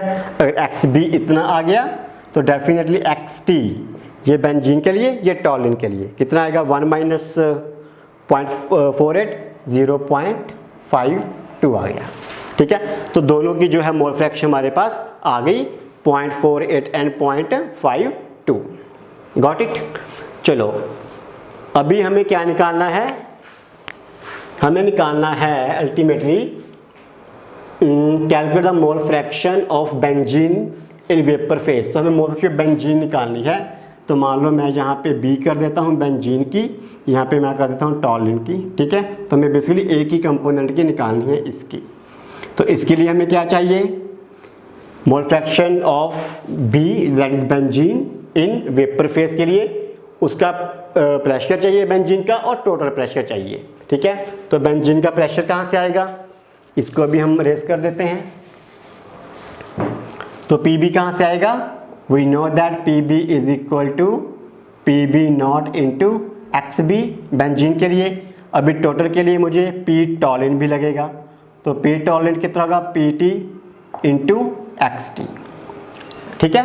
ये बेंजीन का इंडिविजुअल कंपोनेंट हो गया, ये टॉलिन का इंडिविजुअल कंपोनेंट हो गया, इन दोनों को ऐड करेंगे तो P टोटल भी आ जाएगा, ठीक है।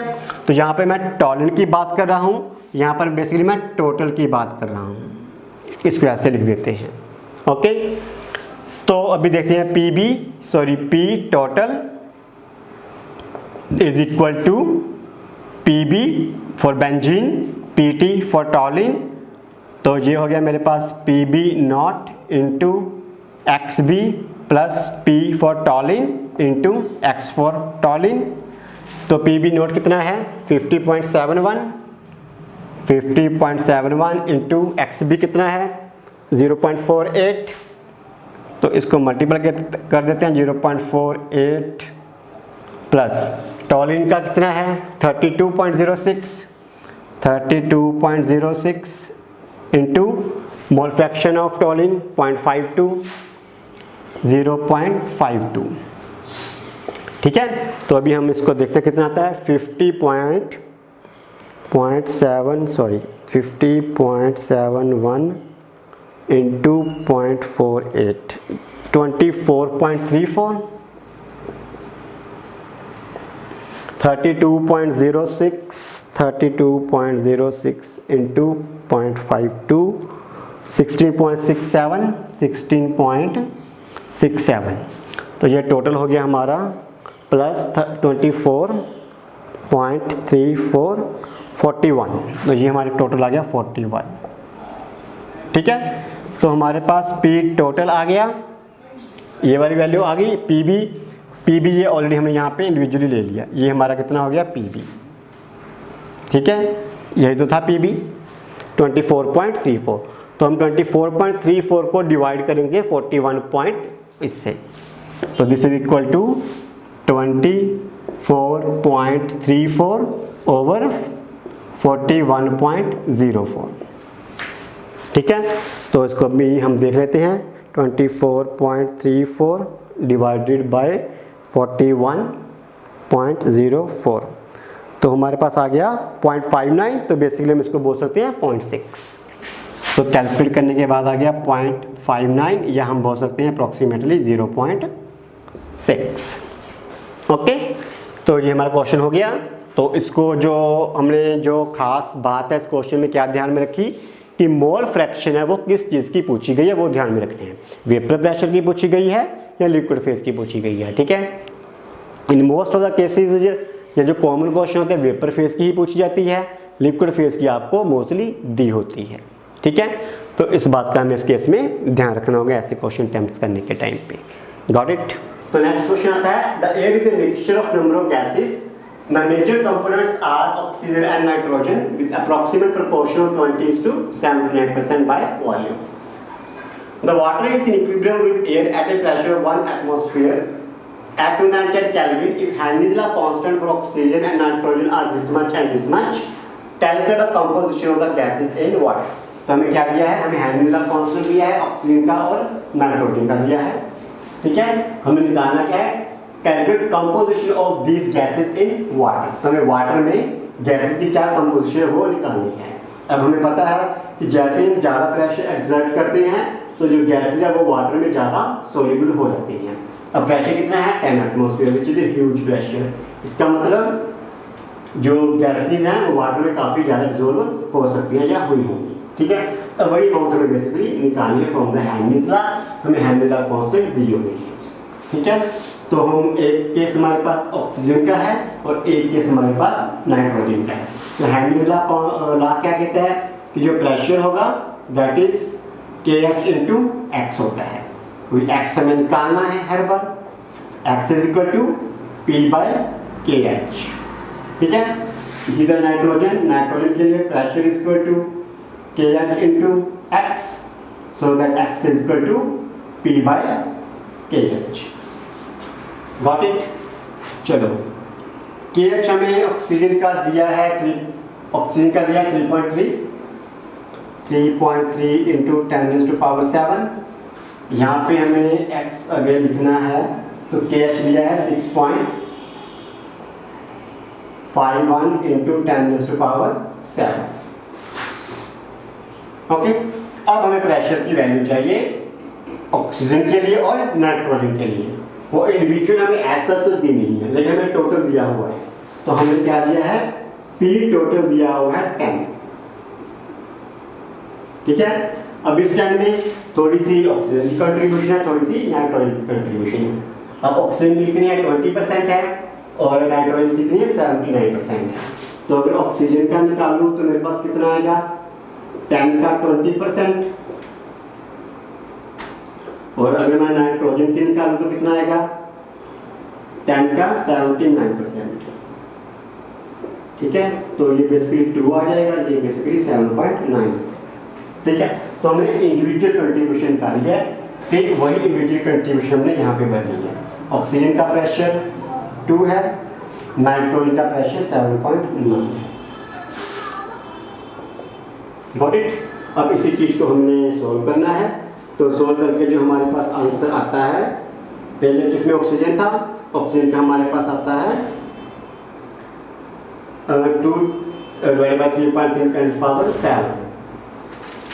ओके, तो यहाँ पे एक्चुअली थोड़ी सा हमें ध्यान रखना होगा, क्योंकि ये प्रेशर हमें mm में दिया हुआ है और ये प्रेशर हमें एटमॉस्फेयर में दिया हुआ है।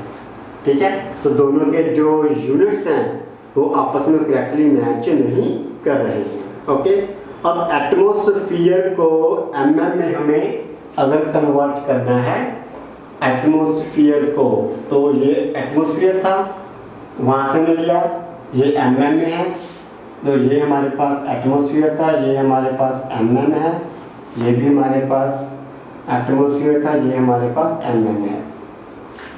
ओके, तो 1 एटमॉस्फेयर प्रेशर वो होता है mm = 760। तो यहाँ पे कितना जाएगा, इंटू 760। Got it. अब हमें इसको कैलकुलेट करेंगे, तो हमारे पास जो आंसर आता है दैट इज, ये हो जाएगा 2 12 15 डिवाइडेड बाय 3.3 × 10⁻⁷। ठीक है, अभी तो मैंने सिंपली इन दोनों को मल्टीपल किया है, 2 × 760, तो वैसे ही 7.9 × 760, ये हमारे पास आता है 6004 over 6.51 × 10⁻⁷। ठीक है, अब अगर हम इन दोनों को कैलकुलेट करते हैं तो 15 वाले का आंसर आता है 4.61 × 10⁻⁻5 और उसका आता है 9.22 × 10⁻⁻5। इसका आता है 9.22 × 10⁻⁻5। ठीक है, तो ये हमारा हो गया X for oxygen and X for जो है नाइट्रोजन। ओके, तो यही हम इसमें निकालना था कि जो गैसेस हैं वो कितनी डिसॉल्व हुई है under the influence of 10 atmosphere pressure. Got it. Next question है, determine the amount of calcium chloride I हमें दिया है, बेसिकली वाटर फैक्टर दिया है 2.47, dissolved in 2.5 liter of water such that its osmotic pressure is 0.75 atmosphere। Okay, तो simple numerical है, question है पाई = CRT। Okay, pressure दिया है, आई भी दिया है, आई CRT, तो हमें C क्या होता है, कॉन्सेंट्रेशन, तो पाई = I, C is concentration which is basically WB into 1000 over molecular weight into concentration volume in mil into R into T। ठीक है, अमाउंट निकालनी है कैल्शियम क्लोराइड की, अमाउंट मतलब हमें WB निकालना है। ओके, तो WB को हम एक तरफ रख लेते हैं, ये वाला, तो यहाँ पे क्या आ गया, pi into molecular weight into volume, pi MB molecular weight, I नीचे आ गया, into 1000 into R into T। ठीक है, यही सब कुछ आएगा, और भी कुछ आ सकता है नहीं, तो लोग वैल्यू भर के दे देते हैं। पाई की वैल्यू 0.75, मॉलिक्यूलर वेट कितना है कैल्शियम क्लोराइड का, एसएच तो हमें दिया नहीं हुआ है, तो कैल्शियम का होता है 40, क्लोरीन का होता है 111 आ गया। ओके, मॉलिक्यूलर वेट 111, वॉल्यूम दिया है 2.5 लीटर दिया है, मतलब 2500 मिल हो गया। आई पी हमें दिया है 2.47 इंटू 1000 इंटू R 0.0821 ठीक है, लीटर एटमोसफियर वाली वैल्यू हमने भर ली। और इसके बाद हमारे पास आ गया टेम्परेचर कितना था 300 केल्विन। ठीक है, वॉल्यूम लीटर में है, प्रेशर एटमोसफियर में है, तो लीटर एटमोसफियर वाली वैल्यू 0.082 है। Got it? ठीक है, तो अभी इस सारी क्वेश्चन को हमें बेसिकली कैलकुलेट करना है। तो अभी मैं कैलकुलेट करके देखता हूँ हमारे पास कितना आंसर आता है। 0.75 into 111 into 2500 divided by 2.47 divided by 1000 divided by 0.0821 divided by 300, तो ये आ गया 3.4। ठीक है, तो हमें कितना कैल्शियम क्लोराइड लेना पड़ेगा? 3.42 कैल्शियम क्लोराइड लेना पड़ेगा and we will dissolve in 2.5 litre of water to get a osmotic pressure of 0.75 atmosphere. ठीक है, थोड़ा सा ट्रिक क्या है कि आर की वैल्यू को ध्यान से चूज करना है कौन से यूनिट से। ठीक है, अदरवाइज क्वेश्चन जो था स्ट्रेट फॉरवर्ड था। ठीक है, तो अभी हम नेक्स्ट क्वेश्चन देखते हैं इसको रेज करने के बाद। नेक्स्ट क्वेश्चन है determine osmotic pressure of A solution prepare by dissolving 25 milligram. बहुत ही जो है लेस नोट को डिसॉल्व किया गया है, only 25 milligram of potassium sulphate in 2 litre of water at 25 degree centigrade assuming that it is completely dissociated. तो basically हमें निकालना क्या, ऑस्मोटिक प्रेशर निकालना है। ऑस्मोटिक प्रेशर का फॉर्मूला कितना है, pi equal to I C R into T. I क्या वांट ऑफ फैक्टर है, वो कहाँ से आएगा, पोटेशियम सल्फेट से आएगा। ओके, तो अभी भर लेते हैं। आई सी क्या होता है, WB into 1000 over MB into volume in mill into R into T. तो इससे सब कुछ भरना है। आई की वैल्यू कहाँ से आएगी, पोटेशियम सल्फेट से आएगी, पोटेशियम सल्फेट।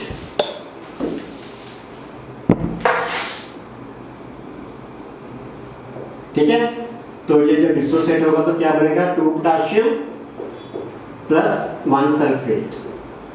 ठीक है, अब क्योंकि उसने बोला है कि कंप्लीटली डिसोसिएटेड है तो नंबर ऑफ आयंस कितने आ गए, N3 है। तो इस केस में हमारा जो आई फैक्टर है वाटर फैक्टर है कितना है 3। ओके, तो आई कितना हो गया 3, WB कितना है 25 मिलीग्राम, तो 25 इंटू 10⁻³ कर देते हैं into 1000 divide by molecular wait. Molecular weight किसका है, पोटेशियम सल्फेट का है। तो पोटेशियम सल्फेट का जो मॉलिक्यूलर वेट है दैट इज 174 ग्राम है, 174 ग्राम है। वॉल्यूम इन मिल, वॉल्यूम कितना है 2000, मतलब 2000 मिल हो गया 2 लीटर से। ओके, अभी आर की वैल्यू बनी है। आर की वैल्यू के लिए हमें यूनिट्स चाहिए लीटर एटमॉस्फेयर, तो हो गया 0.0821। टेम्परेचर कितना है 25 degree centigrade that is 298 kelvin. Okay, तो ये हमारे पास क्या आ गया, पाई की वैल्यू आ गई। ठीक है, तो इसको हम ये तो सीधा ही कैंसिल हो जाएगा। ठीक है, और बाकी सभी को मैं भी क्विकली कैलकुलेट करके देख लेता हूँ। ये कितना हो गया 75 हो गया सीधा, 75 into 0.0821 into 298 divided by 174 divided by 2000 जगह 0.005 0.0052 0.0052 इन अदर वर्ड 5.2 इंटू 10⁻⁻3। ठीक है, यूनिट्स आ जाएगी एटमॉस्फेयर के, क्योंकि यहाँ पे जो हमें ली है वैल्यू लीटर एटमॉस्फेयर वाली है, लीटर एटमॉस्फेयर पर केल्विन पर मोल वाली।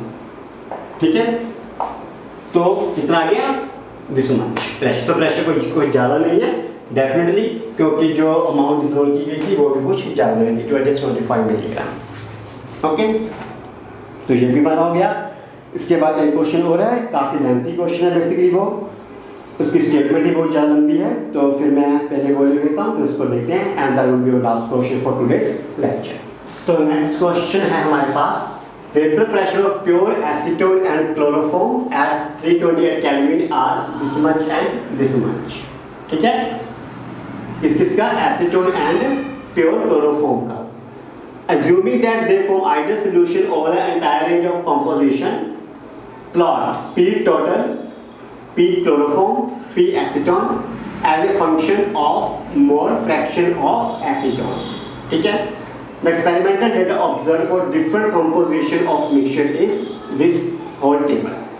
तो बेसिकली ये क्वेश्चन जो है आपको एक ग्राफ प्लॉट पे करना पड़ेगा, ठीक है? यहाँ पे इसका हम ऐसे कुछ जटिल ज़्यादा कर नहीं सकते हैं, जस्ट हम एक डेटा जनरेट कर सकते हैं। जो डेटा हमें दिया है उससे जो डेटा जनरेट होगा उसको प्लॉट करना होगा एक ग्राफ पेपर पे, ठीक है? तो अभी देखो यहाँ पे क्या लिखा है, मोल फ्रैक्शन ऑफ एसीटोन है, हमें as a function of mole fraction of acetone ही ड्रॉ करना है, ठीक है? लेकिन उसने मोल फ्रैक्शन ऑफ एसीटोन के साथ मल्टीपल कर दिया 100 के साथ, ठीक है? लेकिन जब हम प्लॉट करेंगे, हम जो मोल फ्रैक्शन है उसको 100 से मल्टीपल तो करेंगे नहीं, हम तो just as a mole fraction ही लेंगे विदाउट एनी मल्टीप्लिकेशन फैक्टर। लेकिन उसने डेटे में जो है 100 से मल्टीपल करके दिया है, पहली बात, ठीक है? फिर प्रेशर ऑफ एसीटोन दिया है, प्रेशर ऑफ क्लोरोफॉर्म दिया है, लेकिन पी टोटल हमें नहीं दिया। तो यहाँ पे हमें पी टोटल नहीं दिया क्योंकि उसने कहा है कि हमें पी जो प्लॉट करना है, पी टोटल करना है, क्लोरोफॉर्म का करना है और एसीटोन का करना है, ठीक है? तो पी टोटल हमारे पास नहीं है। तो बेसिकली अभी दो चीजें फाइंड आउट करनी है, एक तो पी टोटल फाइंड आउट करना है और दूसरा मोल fraction of acetone find out करनी है without any multiplication factor. Simple है, ओके? तो मैं इस टेबल को दोबारा से थोड़ा सा चलो कर देते हैं। तो मैं लिखूंगा अभी x of acetone, that is mole fraction of acetone without any multiplication factor, ठीक है? 0 का तो 0 रहेगा, ठीक है?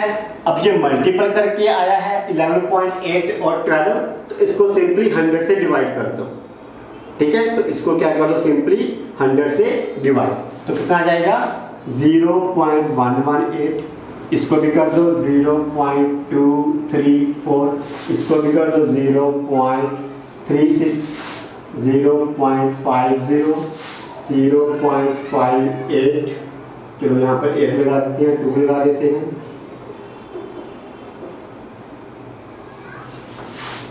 0.645, 0.721, ठीक है?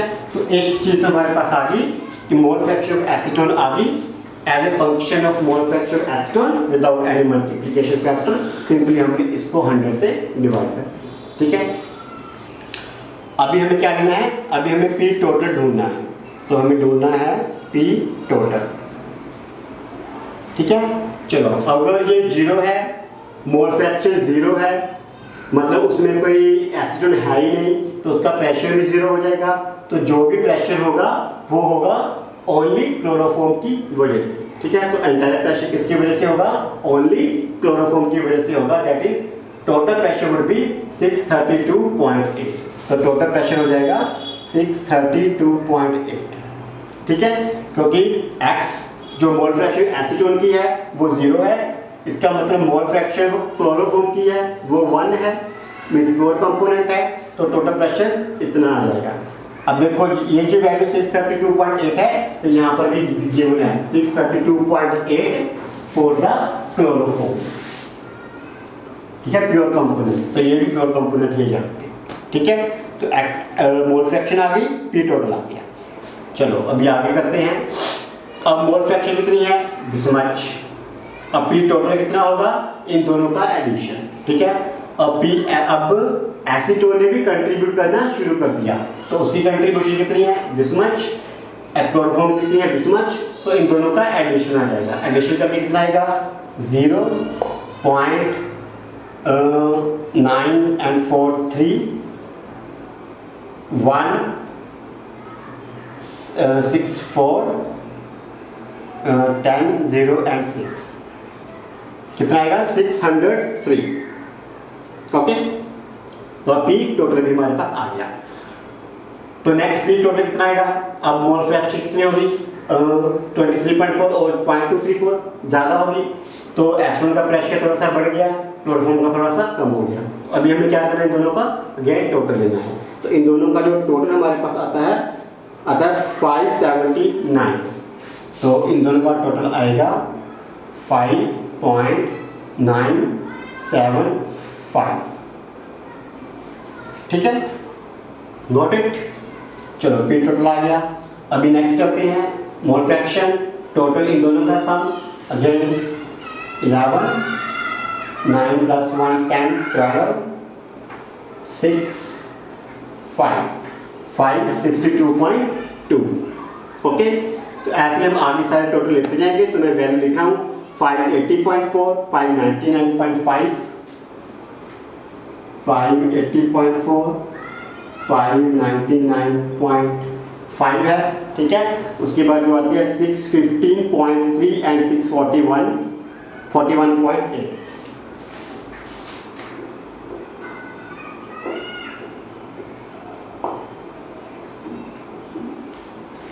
ठीक है, तो ये हमारा सारा क्या आ गया, P total as a function of mole fraction of acetone without any multiplication factor. P acetone और पी क्लोरोफॉर्म के जो इंडिविजुअल वैल्यूज है वो यहाँ पे ऐड हो जाएंगे ऐसे, ठीक है। तो ये कॉलम ऐसे यहाँ पे आ जाएंगे। तो पी टोटल चारों वैल्यूज आ गई, इसी का हमने प्लॉट करना था और प्लॉट करने के बाद जो रिजल्ट आएगा हमें इसको कंक्लूड करना है। तो उसने क्वेश्चन में पूछा था कि जब प्लॉट करने के बाद आपको बताना है कि indicate whether it has a positive और negative deviation from the ideal solution. तो ये क्वेश्चन था, ये स्टेटमेंट शायद हमने यहाँ पे नहीं लिखी है, तो मैं थोड़ा सा लिख देता हूँ कि प्लॉट करने के बाद फाइंड आउट करना है कि पॉजिटिव डेविएशन आएगा का या नेगेटिव डेविएशन आएगा। इसके बाद पॉजिटिव डेविएशन और नेगेटिव डेविएशन है, ये हमारे पास क्वेश्चन मार्क है। क्वेश्चन में स्टेटमेंट रहेगी हमारे लिखने के लिए, ठीक है। लेकिन प्लॉट करो, उसके बाद ये चेक करना है। तो मैं आंसर बता देता हूँ। तो ये हमारे पास जो है नेगेटिव डेविएशन आता है आंसर में। तो आंसर में हमारे पास क्या आता है, नेगेटिव डेविएशन प्लॉट करने के बाद। ओके, ठीक है जी। तो ये हो गया हमारा न्यूमेरिकल्स हो गए हैं। इसके जो एनसीईआरटी के बुक के थे वो हमने सोल्व कर लिए हैं। तो आज का लेक्चर हम यहाँ पे फिनिश करते हैं। तो फिर हम मिलेंगे अपने नेक्स्ट लेक्चर में न्यू न्यूमेरिकल्स नए प्रॉब्लम्स के साथ for the solution chapter. And till then आप इनकी प्रैक्टिस करते रहिए। जितनी ज़्यादा प्रैक्टिस करेंगे उतने ज़्यादा आपको फॉर्मूलेज याद हो जाएंगे और स्टेटमेंट पढ़ते ही आपको पता चल जाएगा कि आपको सोल्व क्या करना है। पहले थोड़ा सा टाइम लगता है, आपको समझना पड़ता है कि न्यूमेरिकल से क्या इन्फॉर्मेशन दी है, क्या इन्फॉर्मेशन निकालनी है। शुरू में टाइम लगेगा, लेकिन बाद में ऐसे क्विकली हो जाएगा। Okay, and till then now good bye, thank you and keep watching.